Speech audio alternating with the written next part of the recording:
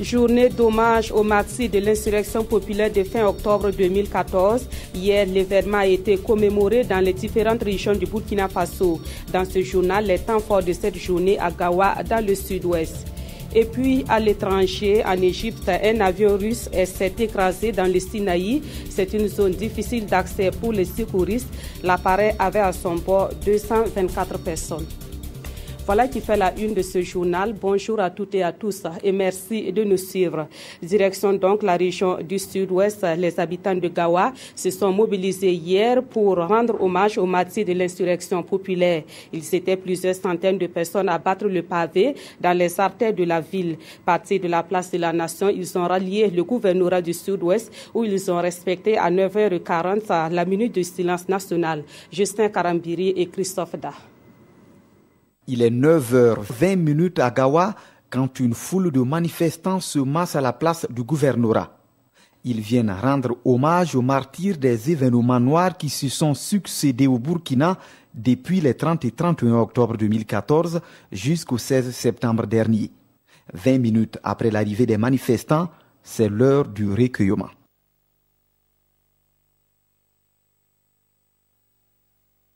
Environ 60 secondes d'intense émotion et d'attention, puis s'en vient le moment des discours. Des allocutions empreintes de réconciliation, de pardon, de paix et autres valeurs sociales qui symbolisent le Burkinabé.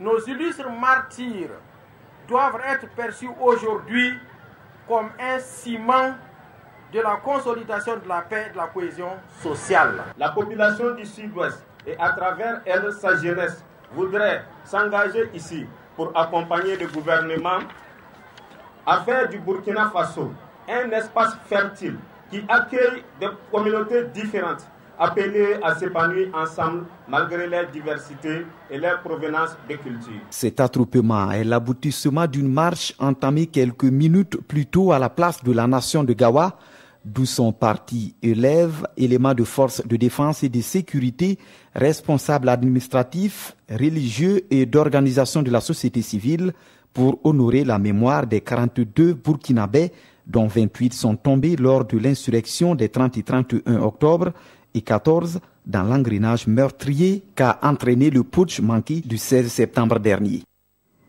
Et parmi les victimes de l'insurrection populaire, il y a les blessés. Dans les Hauts-Bassins, l'association des blessés de l'insurrection populaire de Bobo-Dioulasso était face à la presse le jeudi dernier. Principal sujet évoqué à cette conférence de presse, le point de leur situation un an après les événements. Il en ressort des points de satisfaction, mais aussi des frustrations à certains niveaux. Des détails avec Lamine Karantao et Rukia Sanou. Il porte encore les stigmates de l'insurrection d'octobre 2014. Oumar, par exemple, vit avec une trentaine de plombs de fusil calibre 12 dans le corps. Jusqu'à présent, je garde les 36 balles qui ne sont pas encore sorties puisqu'ils m'ont fait des options. S'ils veulent faire une opération, soit je deviens mieux ou soit je perds la vie. Des fois même, je ne peux pas lever même les bras, ça devient trop lourd. Oh, pourtant, je suis un tapissier de métier. J'ai une famille, j'ai 3 enfants. Comment je vais faire pour survivre? Chacun ici a son histoire. Mais l'histoire commune à tous, ce sont les conditions difficiles de vie avec les séquelles de leurs blessures. Regroupées en association depuis juin 2015, ces victimes de l'insurrection populaire dénoncent certains faits. C'est la difficulté liée à l'obtention des certificats médicaux sollicités depuis le mois de juin 2015 et jusqu'à aujourd'hui. Aucun de nous n'a pu obtenir son certificat. Depuis notre existence, nous n'avons jamais eu un contact officiel avec les autorités lors de leur passage à Bobo. Et même avec notre gouverneur où nous avons demandé une audience qui est restée sans suite. Nous lançons un appel à toutes les autorités de transition en cours et celles à venir de continuer à soutenir les malades qui n'ont pas encore retrouvé la santé jusqu'à des guérisons définitives. En relation avec l'action sociale, les membres de l'association ont reçu des vivres et des dons en espèces pour la scolarité des enfants de certains d'entre eux et pour les familles endeuillées. L'association compte 22 membres mais n'a pas encore de documents attestant de son existence. Retour à Ouagadougou pour dire que les fidèles musulmans ont prié hier pour les martyrs de l'insurrection populaire. À la grande mosquée de Ouagadougou, ils ont également prié pour leurs frères décédés à la Mecque. Les musulmans ont enfin imploré Allah pour la tenue d'élections apaisées et pour la paix au Burkina Faso. Le reportage de Adama Djiti et Aruna Mari. Vendredi spécial à la grande mosquée de Ouagadougou. À l'appel du gouvernement, ces fidèles musulmans sont venus prier en hommage aux martyrs des événements de fin octobre 2014 et à ceux du putsch manqué du Conseil national pour la démocratie. La situation des martyrs, c'est une situation de mort particulière. Et notre dernier recours dans ces situations-là, c'est Dieu qui peut d'abord réserver un accueil aux martyrs qui l'ont rejoint. Et pour nous les vivants, c'est Dieu aussi qui peut nous aider à supporter la douleur que leur départ nous cause. C'est un rendez-vous spirituel marqué par des prières et bénédictions pour le repos des âmes des martyrs. Les fidèles musulmans ont également eu une pensée pieuse pour leurs frères qui ont perdu la vie lors du pèlerinage à la Mecque. Nous implorons Dieu sa clémence et sa miséricorde, que le Seigneur les accueille dans son royaume et qu'il pardonne tous leurs péchés. Aussi dans notre nation, que le Seigneur nous donne la paix dans cette nation, que le Seigneur donne aussi le courage à nos autorités de continuer leur mission et finir à bon terme cette transition. Et nous souhaitons aussi que les élections à venir, le Seigneur puisse apaiser les cœurs pour qu'on puisse l'affronter avec beaucoup plus de dignité et beaucoup plus d'amour pour notre patrie. Cette prière du vendredi en hommage aux martyrs est un pan des activités prévues dans le cadre de la commémoration du premier anniversaire des événements des 30 et 31 octobre 2014. Dans l'actualité également, à Ouagadougou, des professionnels du droit échangent avec les justiciables. Cela se passe à travers le Salon du droit qui a ouvert ses portes hier vendredi et ce jusqu'au 2 novembre prochain. Les initiateurs de ce salon entendent rétablir la confiance entre les justiciers et les justiciables. Des panels, des conférences et une exposition sont au programme de cet événement. Rocher Kam et Léonore Ouedraogo, Yerbanga. 4 jours pour créer un cadre d'échange et de partage entre justiciers et justiciables. L'initiative est de l'équipe du bimensuel Le Chemin du droit.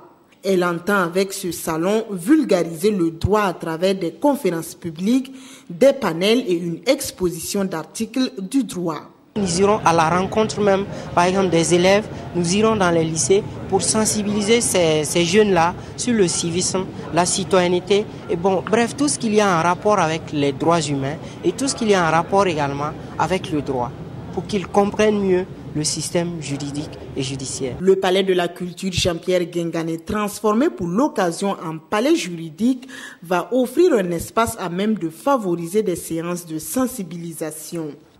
Le thème « droit au singulier » et « justice » ou « droit au pluriel » ou au singulier, au cœur de tous les défis, cela n'est pas seulement une problématique.